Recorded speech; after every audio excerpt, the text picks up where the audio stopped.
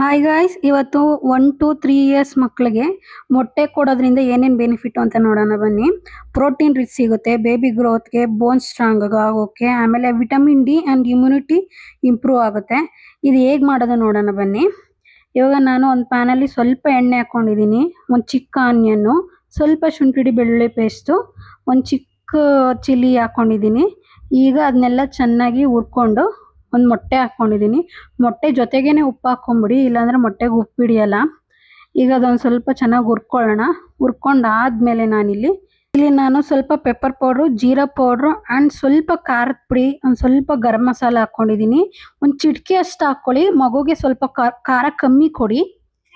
ಈಗ ನಾನು ಅನ್ನ ಬಿಸಿಲೇನೆ ಸ್ವಲ್ಪ ಮಿದ್ದು ಇಟ್ಕೊಂಡಿದ್ದೀನಿ. ಹಾಕ್ಕೊಂಡು ಇವಾಗ ಸ್ವಲ್ಪ ಗಾರ್ನಿಷ್ಗೆ ಒಂದು ಸ್ವಲ್ಪ ಕೊತ್ತಂಬರಿ ಹಾಕ್ಕೊಂಡಿದ್ದೀನಿ. ಈಗ ಚೆನ್ನಾಗಿ ಮಿಕ್ಸ್ ಮಾಡಿಕೊಡಿ. ಈ ವಿಡಿಯೋ ನಿಮಗೆ ಇಷ್ಟ ಆಗಿದ್ರೆ ಲೈಕ್ ಮಾಡಿ, ಶೇರ್ ಮಾಡಿ, ಸಬ್ಸ್ಕ್ರೈಬ್ ಮಾಡಿ.